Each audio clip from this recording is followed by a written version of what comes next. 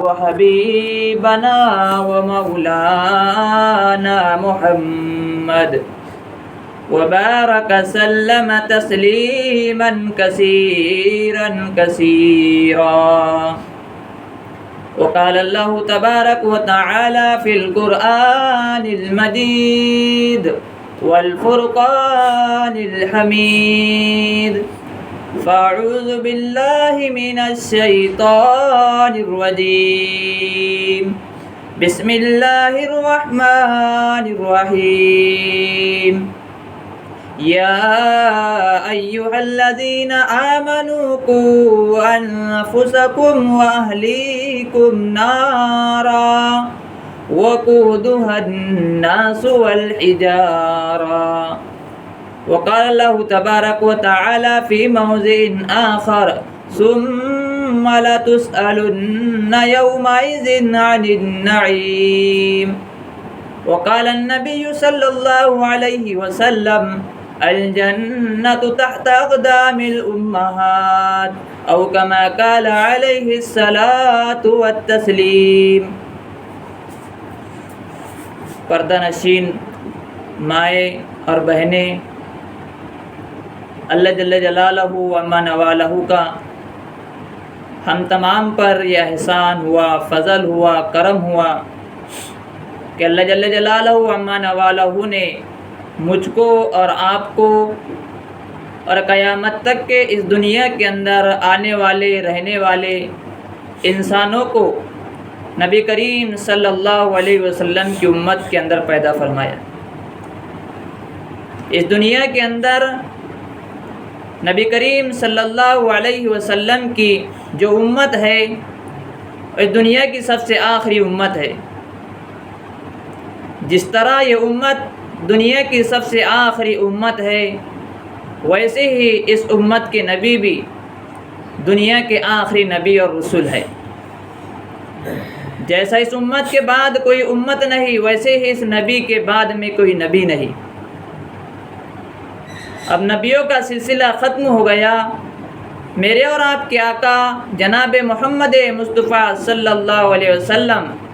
انبیاء علیہم السلام کے سلسلے کو مہر لگانے والے ہیں اور انبیاء علیہم السلام کے سلسلے کو ختم کرنے والے. نبی کریم صلی اللہ علیہ وسلم نے فرمایا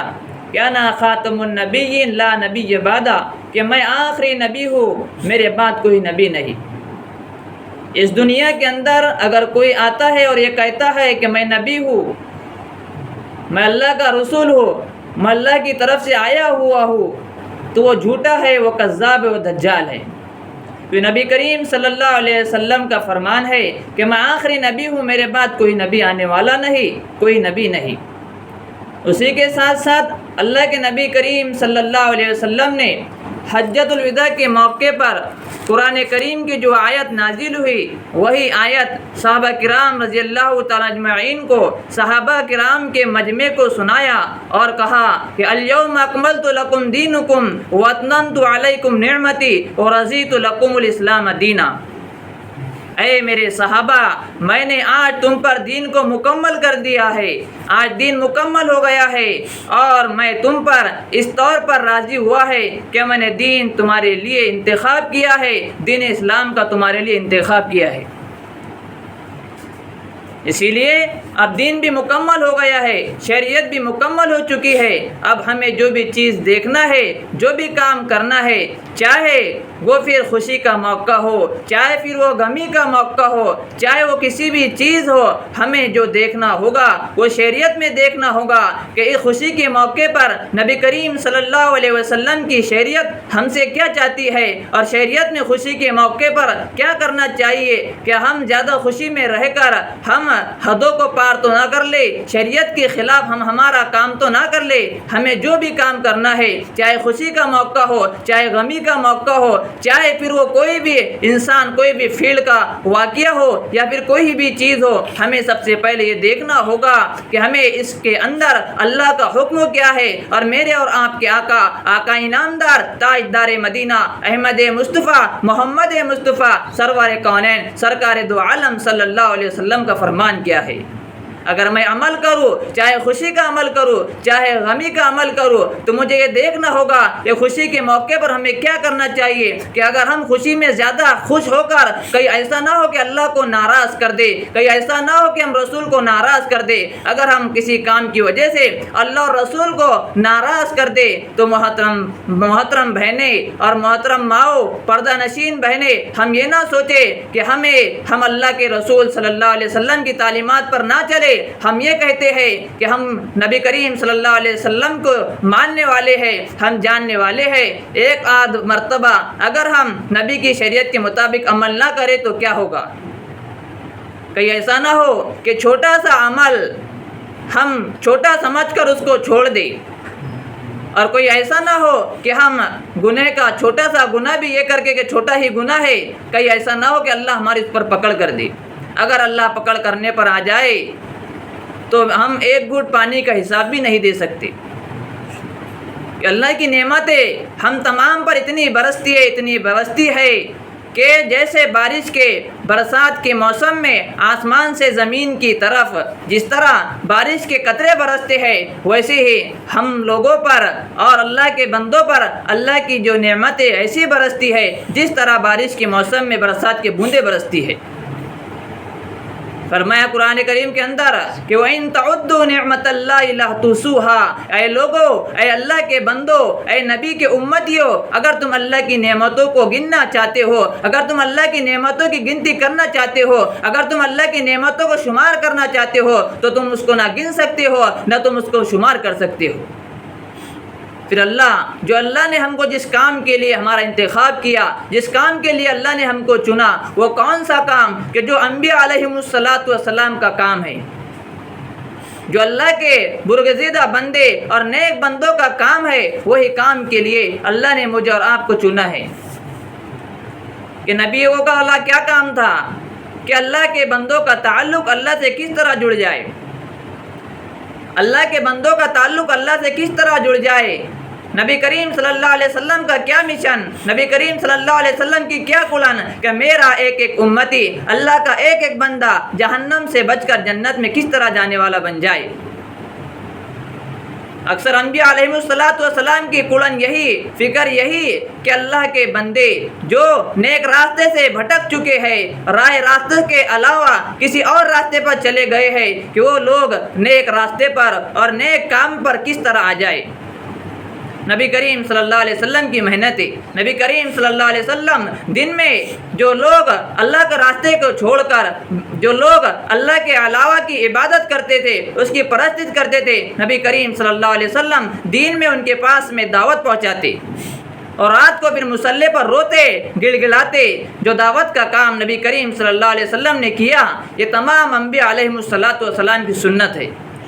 کوئی نبی نے کس طریقے سے کیا، کوئی نبی نے کس طریقے سے کیا، کچھ رسول نے کس طریقے سے کیے، لیکن سب کا جو مشن تھا، جو سب کا طریقے تھا، وہ یہی تھا کہ اللہ کا ایک بندہ وہ جہنم میں نہ جائے، اللہ کا ایک ایک بندہ جہنم سے بچ جائے۔ تو اللہ نے جو مجھ کو اور آپ کو جس کام کے لیے چنا ہے، یہ بہت بڑا کام ہے۔ اگر ایک مرد بنتا ہے تو اس کی وجہ سے ایک فرد بنتا ہے، لیکن ایک مستورات ایک عورت بنتی ہے تو اس کی وجہ سے ایک خاندان بنتا ہے۔ اللہ نے مستورات کو جو کام کرنے کی صلاحیت، جو جذبہ دیا ہے، اگر وہ اس کی دھن سوار لے، اپنے ذہن و دماغ میں اس بات کو بٹھا لے تو وہ بہت آگے بڑھ سکتی ہے اور اللہ اس سے بہت زیادہ کام لے سکتا ہے۔ نبی کریم صلی اللہ علیہ وسلم پر جب پہلی وحی نازل ہوئی، نبی کریم صلی اللہ علیہ وسلم روزانہ غار حرا کے اندر جایا کرتے تھے، اپنے ساتھ میں جو کھانے پینے کا توشہ ہوتا ساتھ میں لے جاتے، وہیں پر کئی دنوں تک رہتے۔ جب کھانا پینا ستو پانی ختم ہو جاتا پھر دوبارہ گھر پر آتے، پھر جاتے۔ اسی طرح نبی کریم صلی اللہ علیہ وسلم وہاں اس لیے جاتے کہ میں بستی سے ہٹ کر میرا دل کئی بستی والوں کی طرف نہ لگ جائے، میرا دل کئی بستی والوں کی طرف مائل نہ ہو جائے، میں ایک طرف جا کر جنگل و بیابان میں اللہ کی عبادت کروں اور اسی کی عبادت کے اندر مصروف رہوں۔ ایک دن نبی کریم صلی اللہ علیہ وسلم بیٹھے ہوئے تھے، اچانک ایک شخص آیا اور نبی کریم صلی اللہ علیہ وسلم کو بہت زور سے دبایا یہاں تک کہ نبی کریم صلی اللہ علیہ وسلم کی جان نکلنے کے قریب ہو گئی۔ نبی کریم صلی اللہ علیہ وسلم نے فرمایا، نبی کریم صلی اللہ علیہ وسلم سے فرمانے لگا کہ اقرا، پڑھو۔ نبی کریم صلی اللہ علیہ وسلم نے فرمایا کہ میں پڑھا ہوا نہیں ہوں، میں پڑھا ہوا نہیں ہوں۔ پھر ایک مرتبہ اور زور سے دبایا، نبی کریم صلی اللہ علیہ وسلم نے فرمایا اقرا، نبی نے فرمایا کہ نہیں میں پڑھا ہوا نہیں ہوں۔ پھر تیسری مرتبہ کہا کہ اقرا، پڑھو۔ نبی کریم صلی اللہ علیہ وسلم نے پھر وہی جواب دیا، کہا پڑھو اپنے رب کے نام سے۔ یہاں پر پہلی آیت جو نازل ہوئی قرآن کریم، جو 23 برس کے عرصے کے اندر نازل ہوا، اس میں سب سے پہلے قرآن کریم کی یہی آیت نازل ہوئی کہ اقرأ بسم ربک الذی خلق خلق الانسان من علق اقرأ وربک الاکرم الذی علم بالقلم علم الانسان ما لم یعلم، کہ اقرأ، پڑھو اس رب کے نام سے جس نے آپ کو پیدا کیا، کہ اللہ نے انسان کو وہ سکھایا جس کو وہ نہیں جانتا تھا۔ اس کے بارے میں چیزیں نازل ہوئی کہ انسان پڑھے گا تو اپنے خالق کو، اپنے مالک کو پہچانے گا کہ لا الہ الا اللہ، کہ کہیں کیا مطلب، یہ لا ساری دنیا کی نفی کر رہا ہے کہ اللہ کے سوا کوئی معبود نہیں، اور حضرت محمد صلی اللہ علیہ وسلم اللہ کے رسول ہے۔ اللہ کے سوا کوئی معبود نہیں، اللہ جو چاہے جب چاہے جیسا چاہے کرنے پر قادر ہے، اور اللہ کی ذات جو ہے وہ قادر مطلق ہے۔ نفع بھی ہوگا تو اللہ کے حکم سے ہوگا۔ اگر اللہ نے کسی کے مقدر کے اندر نفع لکھ دیا اور دنیا والے یہ چاہتے ہیں، پوری دنیا مل کر یہ چاہے کہ وہ اس کو انسان کو نفع کے بدلے نقصان ہو جائے، لیکن اللہ یہ چاہتا ہے کہ اس کو نفع ہو، پوری دنیا والے مل کر بھی اس کو نقصان نہیں پہنچا سکتے۔ اگر اللہ نے اس کے مقدر کے اندر نقصان لکھ دیا، پوری دنیا والے طاقت لگا دے کہ اس کو نفع پہنچائے، تو اس کو بالکل ذرے برابر بھی نفع نہیں پہنچا سکتے۔ اللہ فرماتا ہے قرآن کریم کے اندر ان اللہ علی کل شیء قدیر، کہ اللہ کی ذات جو ہے وہ ہر چیز پر قادر مطلق ہے، جب چاہے جیسا چاہے وہ اللہ وہ کر سکتا ہے۔ پھر انسان کے جو دل ہے یہ اللہ تبارک و تعالیٰ کی 2 انگلیوں کے درمیان میں ہے۔ انسان کے دلوں کو اللہ جس چاہتا ہے جیسا چاہتا ہے اس کے دلوں کو ادھر پھیر دیتا ہے۔ اسی لیے ہم اللہ سے دعائیں بھی کریں کہ اللہ نے جس کام کے لیے ہمیں چنا ہے اس کے لیے ہمیں اللہ استقامت عطا فرما، اور اللہ جب تک کہ ہماری جان میں جان ہے، جب تک کہ جسم کے اندر روح باقی ہے، جب تک کہ جسم کے اندر روح باقی ہے، اے اللہ اس کام پر ہمیں جمائے رکھنا۔ کہ بہت سے ایسے رہتے ہیں کہ کہیں وجہ سے کسی کی ناتعلقی کی وجہ سے کام میں جڑتے ہیں، اور کچھ دن کے بعد میں اگر کسی کے اونچ نیچ ہو جائے، بولنے میں چالنے میں اگر کچھ ہو جائے تو کچھ دن کے بعد میں وہ کام سے نکل جاتا ہے اور وہ کام بن کر لیتا ہے۔ محترم ماؤں اور بہنیں، ہم یہ نہ سوچے کہ ہم کام کریں گے تو کام ہوگا، نہیں، اللہ چاہتا ہے تو ہم سے بہتر لوگوں کو کام کے لیے کھڑا کر سکتا ہے، اور ایسے لوگوں کو اللہ کھڑا کرے گا جو اس کام کے اہل نہیں تھے لیکن وہ ہم سے بہتر کام کر کے بتائے گے، اور اللہ نے ایسا کیا بھی ہے۔ اللہ ان لوگوں سے کام لیتا ہے جس طرح اللہ تبارک و تعالیٰ نے پرندوں سے کام لیا۔ حضرت ابراہیم علیہ السلام کو آگ میں ڈالا گیا، پرندے اپنی چوچوں کے اندر پانی لاتے تھے اور اس آگ پر پھینکتے تھے اور ڈالتے تھے۔ پرندوں کو پتا تھا کہ ہمارے یہ آسمان سے باتیں کرنے والی آگ، ہمارے چوچ میں جو پانی کا بوند آیا ہے، یہ بوند سے یہ کام آگ یہ کیا کام کر سکتی ہے، اور یہ بوند ہماری چوچ کے اندر ہے، یہ بوند یہ آگ پر کچھ کام نہیں کر سکتا۔ لیکن انہیں یہ بات کا پتا تھا کہ کہیں اللہ ہم سے یہ سوال نہ کر دے کہ میرا ابراہیم آگ میں تھا، اے پرندوں میرا ابراہیم آگ میں تھا اور تم کیا کر رہے تھے، تو کم از کم ہم یہ تو کہیں گے، اللہ قوت گویائی دے گا، اور یہ کہیں گے ہم اللہ سے کہ اللہ جو ہمارے اختیار میں تھا، ہم چوچ میں پانی کا بند لاتے تھے اور آگ پر برساتے تھے۔ اسی لیے ہم یہ نہ سوچے، ویسے ہی اللہ نے ابابیلوں سے کام لے لیا۔ جب خانہ کعبہ کو ڈھانے کے لیے جب ابرہہ اپنے لشکر کو لے کر آیا تو اللہ نے ابابیلوں سے کام لیا۔ تو ایسے ہی اللہ جس سے چاہتا ہے وہ کام لے لیتا ہے۔ ہم ہمارے دلوں کے اندر یہ نہ سوچے کہ ہم کریں گے تو کام ہوگا، بلکہ اللہ تبارک و تعالیٰ نے جس کو چنا ہے اس کو اپنے دین کے لیے اور اپنی دین کی خدمت کے لیے پسند کر لیتا ہے۔ پھر اللہ نے جو مجھ کو اور آپ کو جو زندگی دیا ہے، یہ بڑی مختصر سی زندگی ہے، نہ چاہے کب بھی ختم ہو سکتی ہے، اس کی کوئی گارنٹی نہیں۔ انسان دنیا کی ہر چیز حاصل کر سکتا ہے، ہر چیز جیت سکتا ہے، لیکن ایک چیز ایسی ہے وہ جیت کر بھی کبھی اس کو جیت نہیں سکتا بلکہ اس کے سامنے ہار جاتا ہے، اور وہ ہے انسان کی موت۔ انسان دنیا کی ساری چیزیں حاصل کر سکتا ہے، ساری چیزوں سے جیت سکتا ہے، لیکن وہ موت کے سامنے ہار جاتا ہے۔ دو چیزیں انسان کو ڈھونڈتی رہتی ہے، ساری چیزیں انسان حاصل کر سکتا ہے، لیکن دو چیزیں ایسی ہیں جو انسان کو خود تلاش کرتی ہے، خود ڈھونڈتی ہے۔ ایک تو اس کا رزق ہے اور دوسرے اس کی موت ہے۔ حضرت مریم علیہ السلام جو عیسیٰ علیہ السلام کی والدہ محترمہ ہے، ایک مرتبہ کا واقعہ ہے کہ وہ پہاڑ پر روزہ رکھ کر کھڑی ہوئی تھی۔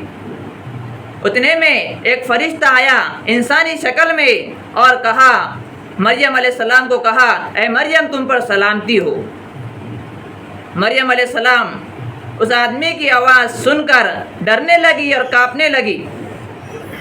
وہ جو آدمی تھا فرشتہ تھا، لیکن آدمی کی شکل اختیار کر کر آیا تھا۔ مریم علیہ السلام نے کہا، آپ کون؟ کہا، میں تو وہ ہوں جو بیوہ عورتوں کو بیوہ کرنے والا ہوں، میں تو وہ ہوں بچوں کو یتیم کرنے والا ہوں، میں تو وہ ہوں محلات کو کھنڈر کرنے والا ہوں، میں تو وہ ہوں کہ دو سہیلیوں میں جدائی ڈالنے والا ہوں، میں تو وہ ہوں کہ کسی کے گھر کے جانے سے گھروں کو ویران کر ڈالتا ہوں، میں تو وہ ہوں جو بادشاہت کے بڑے محلات کو ویران اور کھنڈرات بنا دیتا ہوں۔ میں موت کا فرشتہ ہوں اور میں تمہاری روح قبض کرنے آیا ہوں۔ مریم علیہ السلام نے کہا کہ میرا بیٹا عیسیٰ علیہ السلام وہ میرے پاس ابھی موجود نہیں ہے، وہ جنگل میں گیا ہے، اس کے آنے تک مجھے مہلت دیجیے۔ موت کا فرشتہ عزرائیل جس کو اللہ نے روح قبض کرنے کے لیے مقرر کیا ہے، وہ فرشتہ کہتا ہے کہ اللہ نے مجھے جس سانس پر انسان کی روح قبض کرنے کا لکھ دیا ہے، میں اس سانس پر انسان کی اور جانوروں کی روح کو قبض کر ڈالتا ہوں اور دوسرا سانس لینے کی بھی مہلت نہیں دیتا۔ بس اتنا کہنا تھا کہ یہ حضرت عیسیٰ علیہ السلام کی والدہ محترمہ مریم علیہ السلام کی سانس چل رہی تھی۔ سانس چلتے ہی وہ موت کے فرشتے نے وہیں پر سانس کو ختم کر ڈالا اور مریم علیہ السلام کی روح کو قبض کر ڈالا۔ مریم علیہ السلام کے جو بیٹے ہیں، جو لڑکے ہیں، کچھ دیر کے بعد میں آئے تو کیا دیکھتے ہیں کہ اپنی والدہ محترمہ، والد تو نہیں تھے لیکن والدہ محترمہ کو دیکھتے ہیں کہ والدہ محترمہ اس کی روح تو قبض کر گئی ہے اور وہ اللہ کے پاس میں چلی گئی۔ عیسیٰ علیہ السلام نے اللہ سے کہا، عیسیٰ علیہ السلام جو تھے وہ روح اللہ تھے، اللہ کے حکم سے مردوں کو زندہ کر ڈالتے تھے۔ چڑیوں پر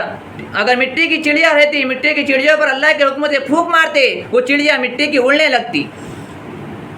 یہاں تک کہ اگر کوئی کوڑ والا ہوتا، ابرس والا ہوتا، اللہ کے حکم سے بدن پر ہاتھ پھیرتے، اللہ اس کے کوڑ کو ختم کر دیتا۔ عیسیٰ علیہ السلام کی معجزات ہے۔ ان کے آنے کے بعد میں والدہ کا انتقال ہو گیا تھا، روح قبض ہو گئی تھی، روح جسم سے نکل گئی تھی، روح جسم سے پرواز کر چکی تھی۔ عیسیٰ علیہ السلام نے کہا، اے اللہ میری والدہ سے مجھے کچھ بات کرنا ہے، ایک مرتبہ میری والدہ کو تو زندہ کر دے۔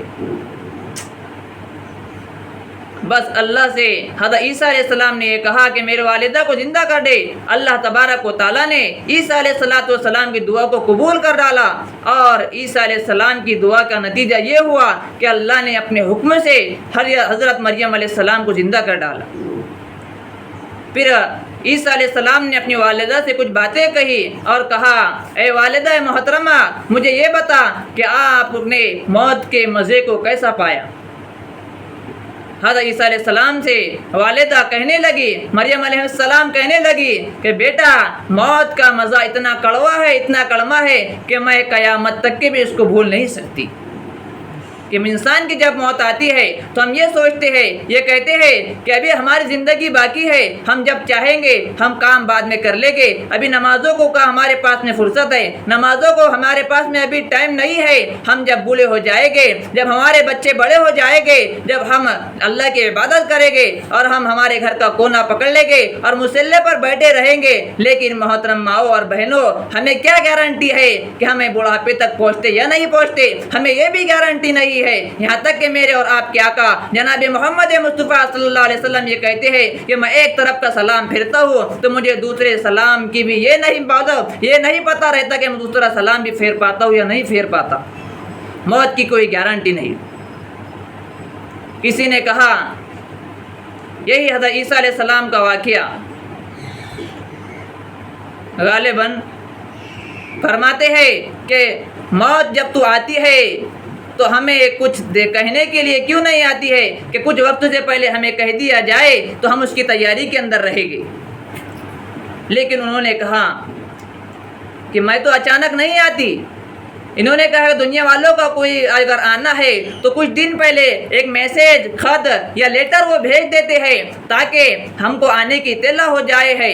جیسے انسان کو کسی چیز کا لیٹر آتا ہے کہ وقت سے پہلے وہاں پر آپ کو پہنچنا ہے، اطلاع کے طور پر انہوں نے موت سے یہی کہا کہ آپ آنے سے پہلے کچھ چیزیں ہمیں بتا دیا کرے کہ میں آنے والی ہوں تاکہ انسان تیاری میں رہے۔ موت نے کہا میں تو اچانک نہیں آتی، بلکہ میں بھی کچھ چیزیں سامنے والے کو پہلے پیش کر دیتی ہوں، جیسے بالوں کا سفید ہونا، دانتوں کا گرتے رہنا، انسان کا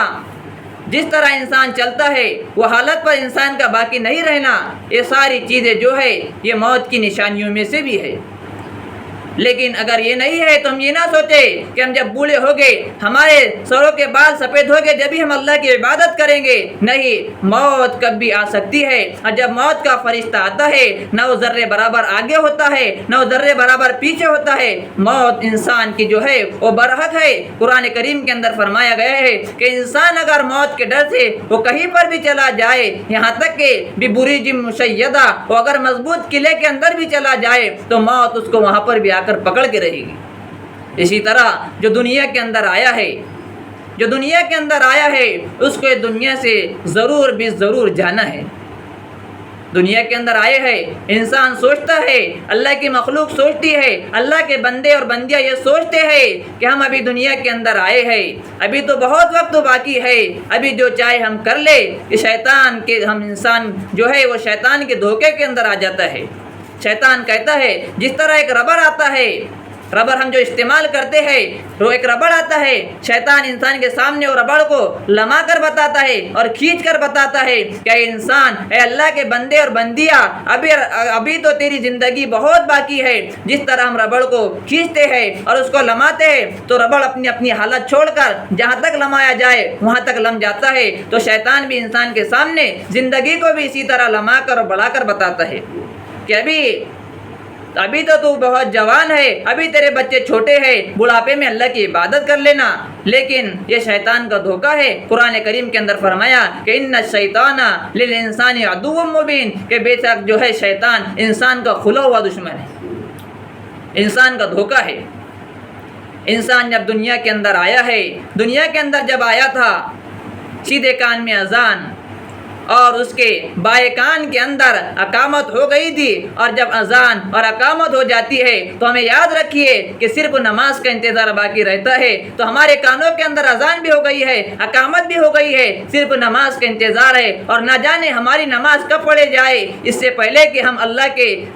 کے احکامات پر اور نبی کریم صلی اللہ علیہ وسلم کی سنتوں کے مطابق ہم ہماری نمازوں کو بھی بنائیں۔ یہ موت کا کوئی بھروسہ نہیں۔ اس سے پہلے کہ ہم کو اللہ نے جب دنیا کے اندر بھیجا ہے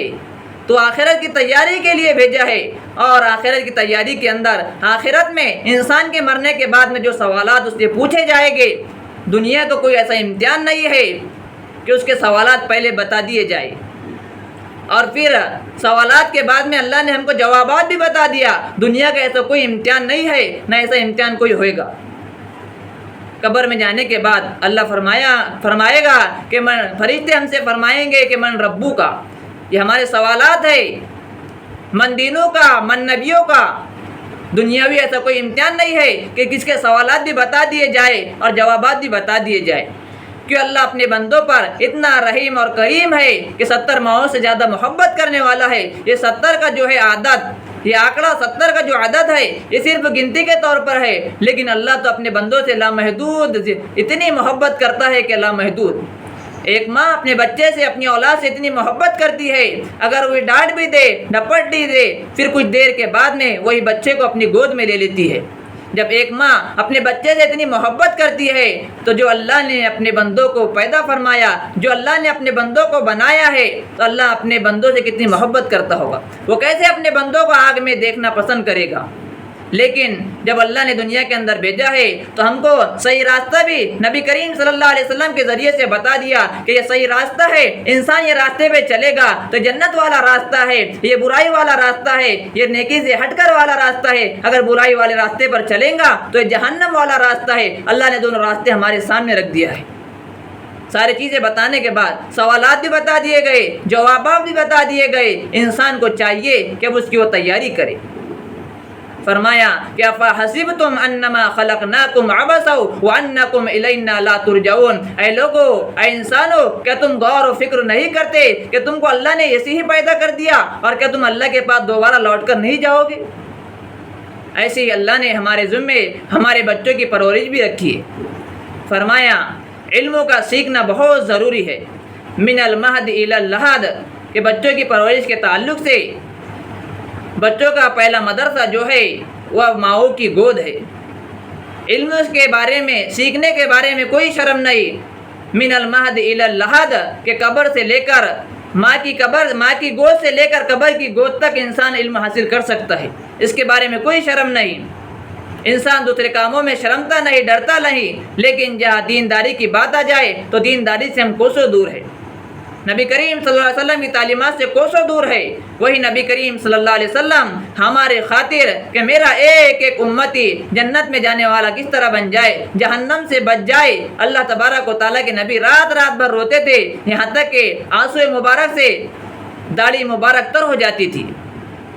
کہ میرا ایک ایک امتی جہنم سے بچ جائے، جنت میں کس طرح بن جائے۔ لیکن ہم نبی کریم صلی اللہ علیہ وسلم کے لیے ہم نے ایسی کیا چیزیں پیش کی ہے کہ نبی کریم صلی اللہ علیہ وسلم ہم سے خوش اور راضی ہو جائے۔ آج نبی کی شان میں، یہ دور میں نبی کی شان میں گستاخیاں کی جا رہی ہے۔ وہ ایسے نبی کہ آپ کے جیسا نہ دنیا کے اندر آیا ہے نہ آئے گا۔ آپ کو اللہ تبارک و تعالیٰ نے ایسا خوبصورت اور ایسا نورانی چہرہ عطا فرمایا تھا کہ جو بھی آپ کو دیکھتا تو آپ کے چہرے پر نظر نہیں ٹھہرتی تھی۔ وہ رعب، وہ دبدبہ اللہ نے دیا تھا۔ اللہ کے نبی کریم صلی اللہ علیہ وسلم نے جو ہمیں طریقے اور ہر چیز کے جو ساری چیزیں ہمیں ہماری رہبری کر کر دنیا سے چلے گئے، وہ یہی مہینہ تھا کہ اسی ربیع الاول کے مہینے میں نبی کریم صلی اللہ علیہ وسلم کو اللہ نے اس دنیا کے اندر بھیجا تھا۔ وہی آمنہ کا لال، عبد المطلب کا نور نظر، اللہ نے اسی مہینے کے اندر نبی کریم صلی اللہ علیہ وسلم کو بھیجا تھا تاکہ وہ انسانیت تک اخلاقیات اور معاشرت، انسان کا لین دین، انسان کس طرح اپنی زندگی کو گزارے، یہ ساری چیزیں ہم کو اللہ کے نبی کریم صلی اللہ علیہ وسلم نے بتا کر گئے۔ ایک واقعہ کہہ کر میں بات کو ختم کر دوں گا کہ نبی کریم صلی اللہ علیہ وسلم کی رضائی بہن حضرت حضور صلی اللہ علیہ وسلم کی رضائی بہن جس کا نام شیما، کہ اللہ کے نبی نے ہم کو بھائی اور بہنیں کے کیا حق ہے، ان کے حقوق کیا ہے، والدین کے کیا حق ہے۔ ایسے ہی جب مستورات جب رہتی ہے، جب یہ شادی سے پہلے مستورات جب بن رہتی ہے تو اللہ تبارک و تعالیٰ نے مستورات کی جو ہے جنت اپنی ماں کے قدموں کے نیچے رکھی ہے۔ پھر یہی مستورات جب بڑی ہوتی ہے تو یہی مستورات کے قدموں کے نیچے اللہ نے ان کے بچوں کی جنت رکھی ہے۔ کہ اللہ نے مستورات سے وہ کام لیا کہ میں کہہ رہا تھا کہ حضرت جبرائیل علیہ السلام آئے اور کہا اقرا، آپ نے کہا میں پڑھا لکھا نہیں ہوں۔ پھر نبی کریم صلی اللہ علیہ وسلم خود فرماتے کہ فاخذنی فغتنی، کہ نبی کریم صلی اللہ علیہ وسلم کہتے ہیں کہ جبرائیل آئے اور مجھے لیا اور اتنے زور سے دبایا کہ میری جان نکلنے کے قریب ہو گئی۔ فاخذنی فغتنی، کہ مجھے لیا اور اتنی زور سے دبایا کہ میری جان نکلنے کے قریب ہو گئی۔ حضور صلی اللہ علیہ وسلم وہی غار حرا میں جایا کرتے تھے، گھر پر لوٹے، آئے اور اپنی چادر اوڑھی اور سو گئے۔ حضرت خدیجہ آئی اور کہنے لگی کہ آپ کو کیا ہوا ہے؟ نبی کریم صلی اللہ علیہ وسلم گھبرائے اور سارا واقعہ سنایا۔ وہی مستورات، وہی خدیجۃ الکبریٰ، وہی نبی کریم صلی اللہ علیہ وسلم کی پہلی بیوی، انہوں نے کہا کہ آپ ڈرو مت، اللہ آپ کو ضائع ہونے نہیں دے گا، آپ تو کمزوروں پر رحم کرتے ہیں، آپ تو یتیموں کا سہارا ہے، آپ تو ایک دوسرے پر رحم کرتے ہیں، آپ تو دشمنوں کو بھی معاف کرنے والے ہیں، آپ کو اللہ ضائع نہیں ہونے دے گا۔ ایک مستورات نے اپنے شوہر کو ہمت دلائی۔ تو مستورات کا تو کام ایسا ہوتا ہے کہ وہ کوئی بھی کام سے ڈرتی نہیں، اگر انہیں ذہن اور دماغ پر لے لیا تو بڑے سے بڑے کام کو بھی وہ چھوٹا سمجھ کر، اور اللہ ایسا کام لے سکتا ہے جیسا حضرت اللہ کے رسول صلی اللہ علیہ وسلم کی جو بیوی ہے خدیجۃ الکبریٰ، کہ آپ کا وہ سہارا بن گئی، ہر موقع پر آپ کے لیے حاضر اور ناظر ہو گئی، ایسے ہی اللہ ہم سے بھی کام لے سکتا ہے۔ ضرورت اس بات کی ہے کہ ہماری زندگی کے اندر اخلاص آ جائے، اور اخلاص جب آئے گا ہمارے لیے ہر کام کرنا آسان ہو جائے گا، چھوٹا کام بھی کریں گے اللہ ہم سے ایسا کام لے گا، یہ اخلاص کی برکت سے۔ اخلاص کہتے ہیں کس کو؟ اخلاص آتا ہے بہت دیر سے اور چلے جاتا ہے بہت جلدی۔ مثال کے طور پر ابھی ہم بیان سن رہے ہیں، ابھی ہم بات سن رہے ہیں، جو سب سے لیٹ آیا ہوگا، جو تاخیر سے آیا ہوگا، اس کو جو جگہ ملی ہوگی سب سے آخر میں ملی ہوگی، دروازے کے پاس یا کہیں نہ کہیں جس کو جگہ ملی ہوگی، کیونکہ وہ سب سے آخر کے اندر آیا ہے۔ اور جب دعا ہوگی، جب بات ختم ہو جائے گی، جو سب سے آخر میں آیا ہے وہ سب سے پہلے گھر پر جا سکتا ہے، کیونکہ سب سے آخر میں آیا ہے اور اس کو جانے کے لیے جگہ بھی سب سے پہلے جانے کے لیے چھوٹ مل جائے گی۔ تو ویسے ہی مثال کے طور پر اخلاص زندگی کے اندر سب سے آخر میں آتا ہے اور جلد سے جلد سب سے پہلے نکل جاتا ہے۔ ایسے ہی اللہ سے ہم دعا بھی کرے کہ ہر کام کے اندر اللہ ہمارے اخلاص پیدا فرما، اور اللہ کے لیے جو بھی کام ہو، شہرت، دکھلاوا، نام نمود، اللہ اس سے ہم تمام کی حفاظت فرمائے۔ تو یہی مستورات ہے جو اگر انہوں نے دل پہ لے لیا ہے، اگر کام کرنا ہے تو اللہ ان سے وہ کام لے سکتا ہے کہ جو بڑے سے بڑے مالدار اور بڑے سے بڑے عہدیداروں سے نہیں لے سکتا، لیکن ایک مستورات نے اگر سوچ لیا کہ مجھے یہ کام کرنا ہے۔ ہم دوسرے کاموں میں ہمارے مردوں سے اور شوہر سے کیسے ہم ضد کرتے ہیں کہ ہمیں یہ چاہیے، ہمیں وہ چاہیے، تو ہم ایسے ہی یہ ضد کریں کہ ہمارے مردوں کو یا ہمارے لڑکوں کو یہ کہے کہ آپ کو دین کے بارے میں ہمارا ساتھ دینا ہے، یا پھر ہمارے ساتھ میں جماعت میں چلنا ہے، مستورات میں چلنا ہے، یا آپ مشورے میں کیوں نہیں بیٹھ رہے ہیں، آپ نماز کو کیوں نہیں جا رہے ہیں۔ جیسا ہمارے پر حق ہے کہ ہم کھانا بناتے ہیں، کپڑوں کی استریاں کرتے ہیں اور کپڑے دھوتے ہیں، بچوں کی پرورش کرتے ہیں، ویسے ہی پرورش کے بعد میں ہمارے اوپر سب سے بڑا حق یہ بھی ہے کہ ہمارے شوہر سے صرف کھانے کا اور پینے کا یہ نہیں کہے، بلکہ ساتھ ساتھ میں ہم نماز کا بھی انہیں یہ کہے، کیونکہ مردوں کے تعلق سے آتا ہے کہ مستورات جو کہتی ہے وہ انسان سن لیتا ہے۔ کسی کے اگر شادی کا موقع ہے، کوئی چیز ہے، اگر اس وقت میں انسان کے پاس میں پیسے نہیں ہے تو کہیں سے نہ کہیں سے وہ قرض کر لاتا ہے اور وہ کام کر لیتا ہے، کیونکہ وہ کہتا ہے کہ ہم سے ہماری بیوی نے یہ بات کہی ہے، وہ کر لیتا ہے۔ ایسے ہی اگر بیوی اپنے مرد سے یا اپنے لڑکوں سے ایک دم نرم زبان میں اپنی یہ کہے کہ آپ کو نماز پڑھنا ہے، آپ کے کام کو آگے پیچھے کر لو، اگر کھانا نہیں رہے گا تو میں کھانا نہیں کھاؤں گی، لیکن آپ کو سب سے پہلے یہ ہے کہ آپ نماز پڑھو۔ جس طرح آدمی رزق کی تلاش میں صبح سے شام تک جاتا ہے،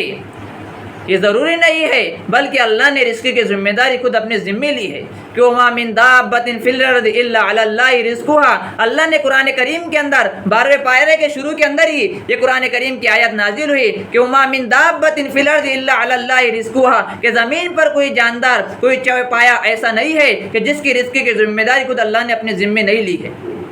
تو میں کہہ رہا تھا کہ نبی کریم صلی اللہ علیہ وسلم کی تعلیمات کیسی تھی کہ بھائی کا بہن پر کیا حق ہے اور بہن کا بھائی پر کیا حق ہے، میاں بیوی کا ایک دوسرے پر کیا حق ہے، والدین کا بچوں پر کیا حق ہے۔ نبی کریم صلی اللہ علیہ وسلم کی تعلیمات ہمیں ساری چیزیں دکھاتی ہے اور بتاتی ہے۔ اب ہمیں دیکھنا ہوگا ساری چیزیں سیرت کی روشنی میں شریعت کے مطابق۔ نبی کریم صلی اللہ علیہ وسلم کی رضائی بہن جس کا نام شیما، جس طرح نبی کریم صلی اللہ علیہ وسلم حلیمہ سعدیہ کے پاس تھے، ویسے ہی یہی شیما بہن بھی تھی۔ بچپن کے اندر ایک مرتبہ لڑائی ہوئی، بھائی اور بہن کی، رضائی بہن اور ادھر رضائی بھائی، بچپن کے اندر دونوں کی لڑائی ہوئی، جس کی وجہ سے حضرت شیما نے نبی کریم صلی اللہ علیہ وسلم کے ہاتھ مبارک پر کاٹ لیا تھا، جس کی وجہ سے نبی کریم صلی اللہ علیہ وسلم کے ہاتھ مبارک پر وہی دانتوں کے نشان موجود تھے۔ جب نبی کریم صلی اللہ علیہ وسلم دونوں بھی الگ الگ ہوئے، جدا ہوئے، شیما دور اور نبی کریم صلی اللہ علیہ وسلم دوسری طرف، شیما دوسری طرف۔ شیما جو تھی وہ قبیلے بنو سعد سے، یہ قبیلہ ہے دائی حلیمہ جو حلیمہ سعدیہ ہے، وہی اسی قبیلے سے بنو سعد سے۔ تو شیما جو ہے نبی کریم صلی اللہ علیہ وسلم کی بہن۔ ایک مرتبہ کا واقعہ ہے کہ جہاں شیما رہتی تھی اس قبیلے کے اندر کھانے اور پینے کی چیزیں بہت کم ہو گئی، اس کے اندر قلت آ گئی۔ کسی نے پتہ بتایا کہ شیما جا وہاں پر جا، اور آپ کا ایک بادشاہ ہے جو آپ کا بھائی ہے، حضرت محمد صلی اللہ علیہ وسلم، وہ آپ کا بھائی ہے، ابھی وہ وہاں کا بادشاہ ہے، اسی کے ہاتھ میں سب کچھ ہے، وہ ایک دوسرے کو اناج دے رہا ہے۔ شیما نے جب یہ سنا اپنی سہیلیوں کو ساتھ میں لیا اور نبی کریم صلی اللہ علیہ وسلم کے پاس میں پہنچی، مکہ المکرمہ آئی، اپنے سہیلیوں کو ساتھ میں لیا اور کہا یہاں پر میرا بھائی ہے۔ فرمایا جب شیما بالکل قریب آ گئی نبی کریم صلی اللہ علیہ وسلم کے، جہاں پر نبی کریم صلی اللہ علیہ وسلم رہتے تھے، شیما نے اپنے سہیلیوں سے کہا کہ آپ یہیں پر رک جائے، میں جو بھی لاؤ گی آپ کو دوں گی، میں بھی میرے بھائی کے پاس میں جاتی ہوں۔ شیما جیسے جیسے قریب گئی، دروازے کے پاس گئی، وہاں پر کہا نبی کریم صلی اللہ علیہ وسلم وہاں پر موجود تھے، جو وہاں پر نبی کریم صلی اللہ علیہ وسلم کے صحابہ بھی موجود تھے۔ انہوں نے کہا کون؟ کہا میں شیما ہوں۔ کہا کہاں سے آئی ہوں؟ کہا کہ میں نبی کریم صلی اللہ علیہ وسلم کی محمد کی میں بہن ہوں۔ کہا وہ آپ کیسے بہن ہو؟ آپ کو آنے نہیں دیں گے۔ کہا آپ میرا نام بولو۔ وہاں کہنا کہ شیما آئی ہے۔ یہی صحابہ وہاں پر موجود تھے، حضور پاک صلی اللہ علیہ وسلم کے پاس میں گئے، کچھ قدم پہلے ہی شیما وہاں رک گئی۔ جیسے نبی کریم صلی اللہ علیہ وسلم کے پاس میں خبر گئی کہ میری بہن شیما آئی ہے، صحابہ نے پہلے جانے سے پہلے یہ کہا شیما اگر آپ کو محمد اگر اجازت نہیں دے گے تو کہا آپ ایک مرتبہ جا تو صحیح، آپ جائیں گے، اگر ان سے کہنا کہ آپ کی بہن شیما آئی ہے، اگر وہ پہچان لے گے تو مجھے اندر بلا لے گے، اگر نہیں پہچانے گے تو میں واپس چلے جاؤں گی۔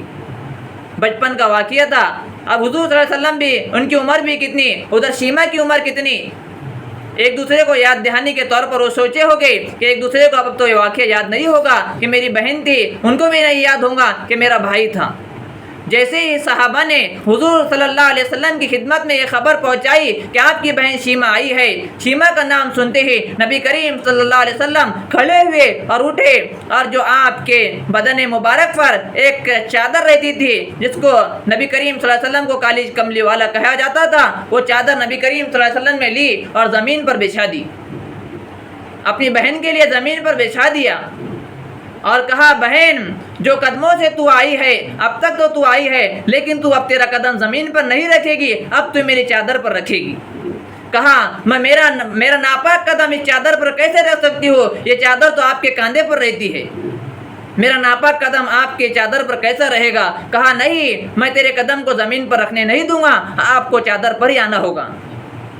پھر نبی کریم صلی اللہ علیہ وسلم نے اندر بلایا، وہی چادر مبارک پر حضرت شیما اپنے قدم رکھ کر آئی۔ نبی کریم صلی اللہ علیہ وسلم کی اپنی بہن سے کچھ دیر باتیں ہوئی کہ بچپن میں ہم کھیلا کرتے تھے، اور نبی کریم صلی اللہ علیہ وسلم کے جب وہ چھوٹے تھے ایک دوسرے آپس میں لڑا کرتے تھے، جھگڑے کرتے تھے، بحث باعثہ جو ہوتا تھا، مباحثہ ہوتا تھا حضرت شیما کا اور حضور صلی اللہ علیہ وسلم کا۔ تو فرمایا نبی کریم صلی اللہ علیہ وسلم نے کہ بہن شیما تیری مجھ کو بہت یاد آتی ہے، اور نبی کریم صلی اللہ علیہ وسلم کے ہاتھ مبارک پر جو شیما کے دانت کے نشان تھے، شیما نے ان کو کاٹ لیا تھا، حضور صلی اللہ علیہ وسلم نے اپنے ہاتھ کو اٹھایا، آستین کو اٹھایا اور وہ دانتوں کے نشان بتائے۔ کہا جب بھی مجھے یاد آتی ہے تو میں نشانوں کو دیکھ لیتا ہوں۔ حضرت شیما اس بات پر رونے لگی، حضرت شیما کے آنکھوں میں بھی آنسو آ گئے کہ مجھے بھی آپ کی یاد آتی ہے۔ نبی کریم صلی اللہ علیہ وسلم نے فرمایا صحابہ سے کہ میری بہن ہے، آپ اس کو ہدیے دو، آپ اس کو تحفے میں دو۔ صحابہ نے اتنا ہدیہ دیا کہ کہیں کہیں اونٹوں پر آپ کا ہدیہ پہنچایا گیا۔ نبی کریم صلی اللہ علیہ وسلم کا خود کا ایک جو اونٹ تھا،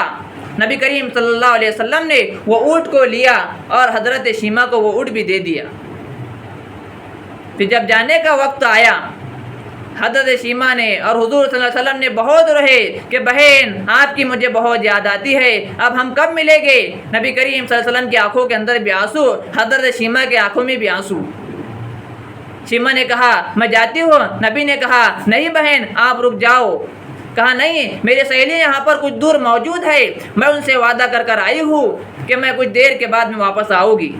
نبی کریم صلی اللہ علیہ وسلم نے کہیں زیادہ ہدیہ دیا، تحفہ دیا، اناج دیا اور اونٹوں پر وہ ساری چیزیں ان کو دے دی۔ جب جانے کی بات آئی ہے نبی کریم صلی اللہ علیہ وسلم نے اپنا اونٹ بھی انہیں دے دیا، سواری بھی دے دی اور اپنے صحابہ کو ساتھ میں لیا اور راستے تک چھوڑنے کے لیے گئے۔ نبی کریم صلی اللہ علیہ وسلم نے کہا آپ اب اونٹ پہ بیٹھے گی، حضرت شیما آپ اب اونٹ پر بیٹھیں گی۔ نبی کریم صلی اللہ علیہ وسلم اونٹ کے نیچے ایسے بیٹھے، ایک پیر کو اٹھایا، ایک پیر کو نیچے کہا اور کہا آپ کا قدم میرے پیر پر رکھ دو اور ایک قدم میرے ہاتھ پہ رکھ دو، اگر آپ کو چلنے کے اندر دشواری ہوتی ہے تو ایک قدم آپ میرے مانڈی پر رکھ دو اور ایک قدم آپ کا میرے ہاتھوں پہ رکھ دو۔ شیما نے کہا کہ میری کیا مجال کہ میں میرا ناپاک قدم آپ کے پیر پر رکھو اور ایک ناپاک قدم آپ کے ہاتھ پر رکھو، میری کیا مجال بھائی؟ نبی کریم صلی اللہ علیہ وسلم نے فرمایا نہیں تجھے رکھنا ہی ہوگا، نہیں تجھے رکھنا ہی ہوگا۔ ایسے ہی نبی کریم صلی اللہ علیہ وسلم نے اپنی بہن کا اکرام کیا۔ پھر کہا، بہن نے کہا اے محمد میری ایک بات سن لے، کہا ٹھیک ہے سنا دے۔ نبی کریم صلی اللہ علیہ وسلم سے وہی شیما بہن نے کہا کہ مجھے اب تو کلمہ پڑھا دے کہ میں جب آئی تھی تو آپ جو تھے محمد بن عبداللہ تھے اور میں جب روانہ ہو رہی ہوں تو آپ محمد الرسول اللہ صلی اللہ علیہ وسلم ہیں۔ یہ ہمارے نبی کے اخلاق ہے کہ جن کے صدقے طفیل میں اللہ تبارک و تعالیٰ نے کائنات کو وجود بخشا۔ یہ ہمارے نبی کے صدقے میں اللہ نے یہ چرند اور یہ پرند اور یہ ساری نباتات اور جمادات کو اور ساری چیزوں کو بنایا ہے، اسی صدقے طفیل میں اللہ نے یہ کائنات کو وجود بخشا۔ وہ ایک نبی اپنی رضائی بہن، سگی بہن بھی نہیں، رضائی بہن کے لیے آپ کے اخلاق کیسے تھے؟ ہم کچھ سوچے کہ ہمارے اخلاق والدین کے لیے کیسے ہے، سگے بھائی کے لیے، سگے بہن کے لیے ہمارے اخلاق کیسے ہے؟ کہ یہ ہمارے نبی کی تعلیمات ہیں۔ ہمارے نبی کو جب ہمارے اعمال نامے پیر اور جمعرات کو جب پیش ہوتے ہوں گے تو ہمارے نبی ہم سے کتنا ناراض ہوتے ہوں گے کہ میری یہی تعلیمات تھی۔ جب اللہ اتنے نبی سے اتنی محبت کرتا ہے، کتنی محبت کرتا ہے کہ جس طرح اللہ نے اپنے کو آپ کو رحمت للعالمین، نبی کریم صلی اللہ علیہ وسلم کو جو لقب دیا کہ رحمت للعالمین، کہ تمام جہانوں کے لیے اللہ نے نبی کریم صلی اللہ علیہ وسلم کو رحمت للعالمین بنا کر بھیجا۔ جس طرح اللہ رب العالمین ہے ویسے ہی محمد صلی اللہ علیہ وسلم رحمت للعالمین ہے۔ جس طرح اللہ کے نام میں 4 حرف ہے، محمد کے نام میں بھی 4 حرف ہے۔ اللہ کے نام میں نقطہ نہیں، محمد کے نام میں بھی نقطہ نہیں۔ لا الہ الا اللہ کے جو ہے 12 حرف ہے، محمد الرسول اللہ صلی اللہ علیہ وسلم کی بھی 12 حرف ہے۔ اللہ نے اپنے نام کے ساتھ میں قیامت تک کے اپنے نبی اور اپنے لاڈلے کے نام کو لگا دیا۔ جب تک کہ لا الہ الا اللہ کے آگے محمد الرسول اللہ نہ لگایا جائے کلمہ بھی مکمل نہیں ہو سکتا۔ ایسے نبی سے محبت اور نبی کے اخلاق، تو ہم بھی چاہیے کہ ہماری زندگی کے اندر بھی نبی والے اخلاق، نبی والا غم، نبی والے قرآن، یہ ساری چیزیں ہماری زندگی کے اندر بھی آئے۔ یہ کب آئے گا؟ جب ہم فضائل اعمال اور منتخب حدیث اور دین کی باتیں ہم سنیں گے اور ہمارے ذمے اللہ نے جو ہمارے بچوں کی پرورش کر رکھا ہے، کل قیامت کی اس کی بھی پوچھ ہوگی، ہم سے یہ پوچھ ہوگی کہ آپ کے ذمے صرف کھلانا اور پلانا نہیں تھا، کھانا اور پینا جو ہے انسان جانوروں کی زندگی جو ہے وہ صرف چارے اور باڑے کے لیے جانوروں کی زندگی ہوا کرتی ہے، لیکن انسان کی زندگی نہیں، اس کے لیے اللہ کے احکامات بھی ہے، نبی کے طریقے بھی ہے، نبی کی شریعت بھی ہے، یہ ساری چیزیں جو ہے انسانوں کے لیے ہے۔ اور یہی انسان کو اللہ نے دنیا کے اندر بھیجا، یہ بیکار نہیں بھیجا، بلکہ زندگی جو انسان گزار رہا ہے، جو بھی زندگی ہے، اس کے بارے میں اس کے سوالات ہو گئے، اور جب تک کہ سوالات نہیں دے گا، جب تک کہ اس کا قدم جوابات جب تک کہ نہیں دے گا، اس کا قدم زمین پر ذرے برابر بھی ہل نہیں سکتا۔ جو بھی انسان نے زندگی میں کام کیا ہوگا کہ فَمَن يَعْمَلْ مِثْقَالَ ذَرَّةٍ خَيْرًا يَرَهُ، کہ انسان نے ذرے برابر بھی نیکی کے اور خیر کے کام کیا ہوگا، اللہ کل قیامت کے دن اس کی آنکھوں کے سامنے اس کو بتا دے گا وَمَن يَعْمَلْ مِثْقَالَ ذَرَّةٍ شَرًّا يَرَهُ، اگر ذرے برابر بھی برائی والے کام کیا ہوگا، کل آخرت کے اندر وہ اپنے سامنے اس کو دیکھ لے گا۔ ایسے ہی آخر میں نبی کریم صلی اللہ علیہ وسلم کی جو تعلیمات ہے اللہ کرے کہ وہ بھی ہماری زندگی کے اندر آ جائے، اور نبی کریم صلی اللہ علیہ وسلم کے اخلاق ہے کہ پڑوسی کے ساتھ میں نبی کا کیا اخلاق، دشمنوں کے ساتھ میں نبی کے کیسے اخلاق، یہ پڑوسی اگر مسلمان ہے تو اس کے ساتھ میں کیسا رہنا، اگر وہ نان مسلم ہے غیر مسلمان ہے تو اس کو ہمارے اخلاق کیسے ہونا چاہیے۔ نبی کی خدمت میں اگر کافر لوگ بھی آتے تھے تو نبی کے اخلاق دیکھ کر وہ کلمہ پڑھ کر جاتے تھے کہ اشہد ان لا الہ الا اللہ و اشہد ان محمدا عبدہ و رسولہ، کہ ہم گواہی دیتے ہیں کہ حضرت محمد صلی اللہ علیہ وسلم اللہ کے بندے اور اس کے رسول ہیں۔ ایسے نبی کی سیرت اور نبی کی تعلیمات، اور یہی معنی ہے جس میں نبی کریم صلی اللہ علیہ وسلم کی تعلیمات اور سیرت نبی کریم صلی اللہ علیہ وسلم دنیا کے اندر لے کر آئے، اور رہتی دنیا تک نبی کریم صلی اللہ علیہ وسلم کا نام چلتا رہے گا اور قیامت تک باقی رہے گا۔ اسی لیے آخر میں دعا ہے کہ اللہ تبارک و تعالی ہم تمام کو نبی کریم صلی اللہ علیہ وسلم کی تعلیمات پر چلنے والا بنائے۔ آمین۔ وآخر دعوانا ان الحمد للہ رب العالمین۔